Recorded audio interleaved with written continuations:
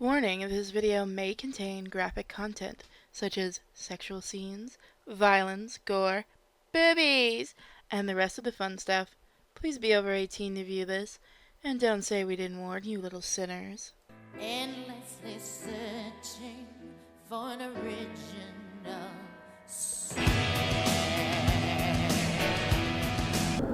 Hey guys, welcome to Sinfully Fun Games. We're starting off our Japanese month with the Sweetest monster. This game is available on Steam right now.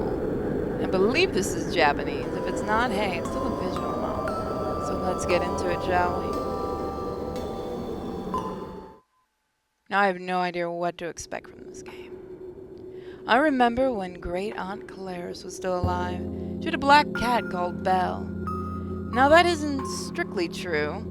Great Aunt Clarice didn't just have one cat over her long life. She had several. Maybe it's because she never had any children. I don't know. I'm not a psychologist, and diagnosing somebody after their death seems rather callous to me. Great Aunt Clarice always loved cats.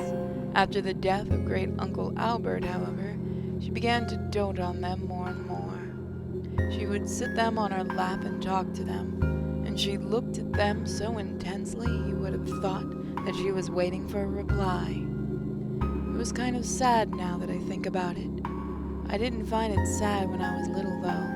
I thought it was scary. I never liked going to see Aunt Clarice.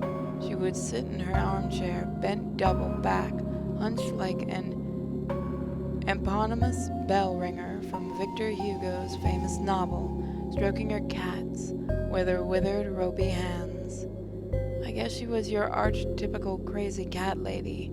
At her lowest point, she had 6 of the things, shedding hair around the house and dragging dead birds across the welcome mat in the kitchen. I don't remember much about her cats. I mean, they're just cats.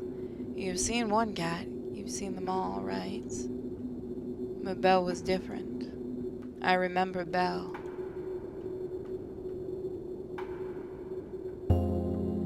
Belle was a black cat, proud and stately, her eyes greener than anything I'd ever seen before. She disliked people in general and would hiss and spat whenever unwanted fingers strayed too near to her glossy coat. She hissed at me, at Mother, at Father, and she definitely hissed at Great Aunt Clarice. When she was truly enraged, Belle would even try to scratch us. I still remember how it felt when Belle's claws raked across the back of my hands. I can still remember the ugly red welt she caused. She drew blood more than one occasion. Mother and Father were upset, but Great Aunt Clarice simply tutted and said, "Well, what can you do?" My parents, as may be expected, were not very happy about this laissez-faire response. As a result, they stopped visiting her for several weeks. They couldn't hold out for long, though. My mother probably felt guilt for storming out of her house like that, even though the welfare of her only son was at stake. But not really. I mean, I'm still alive and kicking, which is more than I can say for Great Aunt Clarice. Belle's violent assaults didn't leave any lasting scars, not physically, mentally. I'm also doing fine, though I did become a primary school teacher, so you might think otherwise. But those scratches were hardly the worst things Belle did to me. I remember I was playing with a model aeroplane. It wasn't anything special, certainly not electronic. All I could do was throw it like a glorified frisbee, but I enjoyed it all the same. I was running through Great Aunt Clarice's overgrown jungle of a back garden, all uncut grass that reached past the ankles, and old dead apple trees that hadn't given apples for years and years when I noticed it. Great Aunt Clarice's garden was rather big. Was big, I should say, because the garden doesn't belong to her anymore. It had apple trees, like I said, but it also had a vegetable garden, a disused pen where Great Uncle Albert used to keep chickens, and a lake, a rather large lake lined with willow trees, like something from a picture book. like the lake in the beginning of Alice in Wonderland. Maybe I was channeling Alice myself that day, though I didn't tumble into Wonderland searching for a white rabbit. Instead, I quite foolishly, looking back on it, fell head first into the lake whilst trying to save the life of a black cat. I heard a yowl and a loud splash, and I turned, my plane forgotten. It landed on the ground and bounced a couple of times, but I hardly noticed. I was too busy staring at a lake, staring at Belle. The odd saying states cats have 9 lives, but I wasn't naive enough to believe that. Even at the age of 6, I had already been to great Uncle Albert's funeral, so I knew that when people died, they stayed in the ground and didn't get back up again. Belle did not have 9 lives. She only had 1, and it was precious. As precious as my damn phone go. Belle had scratched me only a few months prior, and I didn't particularly like her, but I didn't want her to drown. That was why I decided to rescue her. I meant well, but it soon transpired this was an incredibly stupid idea for several reasons. For one thing, I could not swim. For another, Belle could. I used to have a black cat named Luna. I can't really remember what happened after that. This is where my memory goes foggy. All I have to rely on is hearsay from my parents and reports from doctors. They told me I almost drowned. I didn't see a light at the end of the tunnel or anything. Or, if I did, I don't remember it. But there is something I do remember from that ordeal, splashing helplessly in the icy cold lake in Aunt Claris's garden. I remember watching, slowly drowning as Belle pulled herself out of the lake right before my eyes, rendering my rescue attempt null and void. Now, I'm just guessing, but I imagine the last thought I had right before I swallowed a mouthful of fetid water and lost consciousness was, "You really are an idiot." More than 30 years later, I don't think I've changed at all. Just ask my wife, Sally.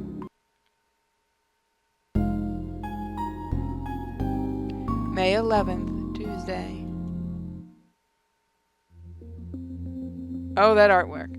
Sally doesn't like Arabella Waite, and I can't say I blame her. I don't think I like Ella Waite at all that much. That being the case, it's strange Sally seems to be laboring under the entirely misguided apprehension that I might be having an affair with her. Why are you always so kind to that awful woman, Robin? I can't stand her.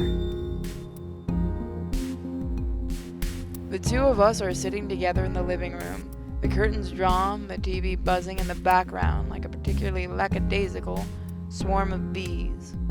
I'm not sure what we're supposed to be watching because I haven't been paying attention. I think it's some kind of crime drama. That would explain the stiff, lifeless corpse of a teenage girl sprawled across the TV screen, her hair wringing wet. Crime dramas have a strange fixation with dead girls, particularly drowned dead girls. Maybe they think it's edgy. Maybe they think it's sexy. The pre-Raphaelites sure seem to think so, given their unhealthy obsession with porophilia. I can't really comment on the sexiness, or otherwise, of this dead girl. She reminds me too much of Melly. I know you can't stand her, Sal, but her money is worth just as much as anybody else's. Every little counts and all that. Don't regurgitate advertising jingles to me, Robin. Even if they're catchy. Even so. I don't think Sally's watching the TV either. She's glaring at the wall, squeezing a cushion so tightly it would scream if it could. Why did she have to come and pick Annette up so early? She knows her piano lesson doesn't finish until 5:30. Maybe she's lonely? So she decided to invade our home and invite herself in for coffee. Well, I guess I was the one who invited her in for the coffee, but I didn't really have a choice. You could have told her to leave. I couldn't, Sal. Not when she'd come all this way. I'd have felt bad. So you'd feel bad about inconveniencing Arabella sodding Wait, but you don't have any sympathy for me? I had to listen to her banging on about her divorce for half an hour. I felt like I was going to go mad. Ouch. Sorry about that, Sally Pally. I try to give Sally a sympathetic look, but I'm not sure how much of an effect it's having. Sally isn't even looking at me. She's too busy seething. If you really were sorry, you wouldn't have jumped her on me like that. I'm a translator, not a professional entertainer.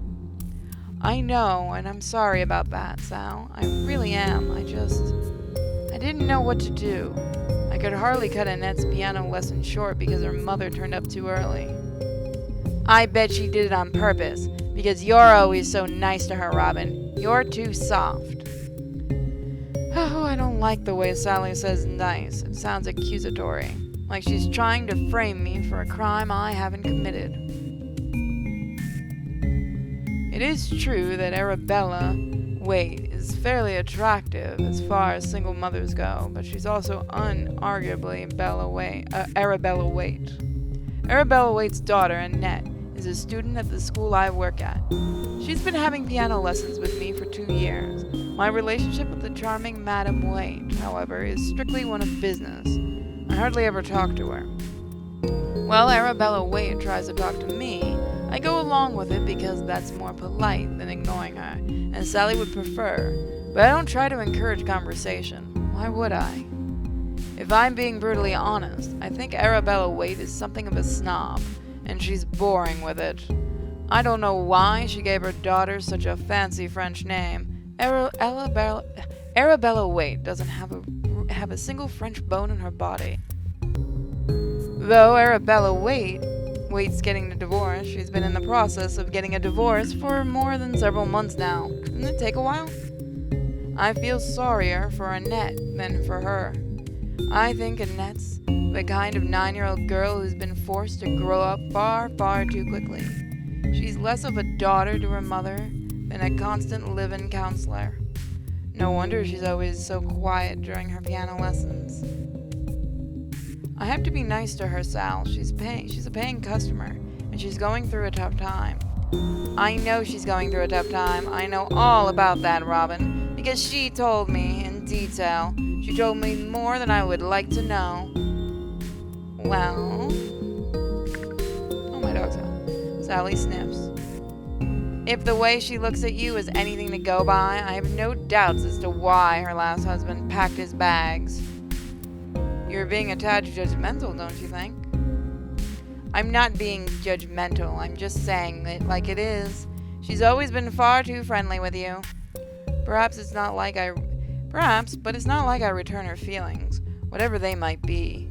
I just want to help Annette pass her grade 4 piano exam. And that's why you went out for coffee with Arabella last week, is it? Because you wanted to help Annette? I sigh heavily. So we're back to this again, are we?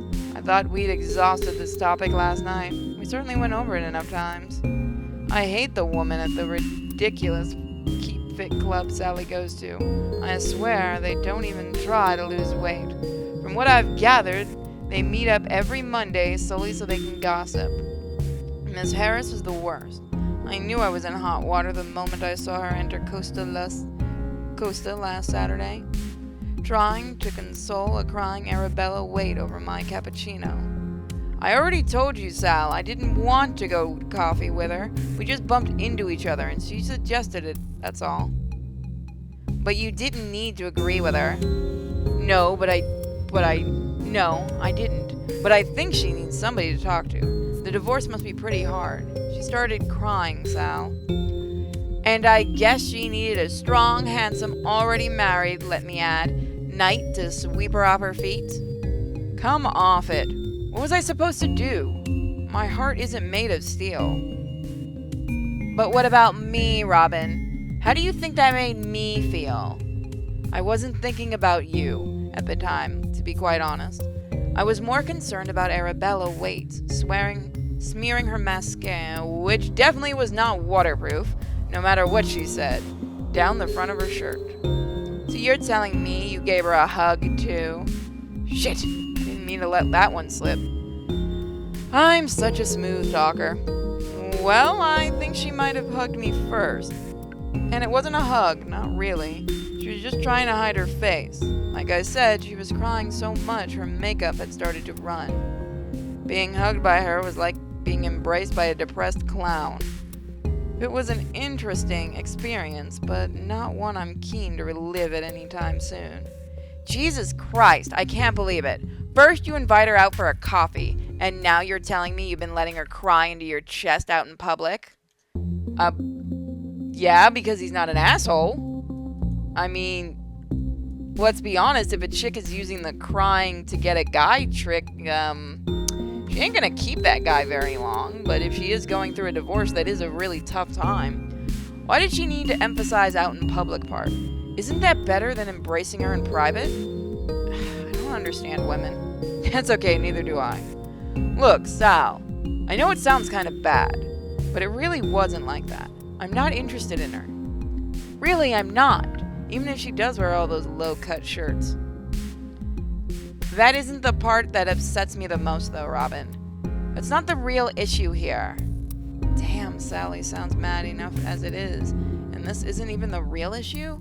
I dread to think what that might be. She's unhappy in her relationship and she wants a divorce with you because she thinks you're cheating, even though she knows you're not. She's probably guilty because she's the one that's thinking about cheating. Yeah. Also, yeah. That's what I'm gonna guess. I'm disappointed in you. You said you were going out with me and Melly last Saturday. You promised. Oh my god, the entire thing is because you fucking didn't show up for... To be fair, I've gotten pissed at friends too that have done that.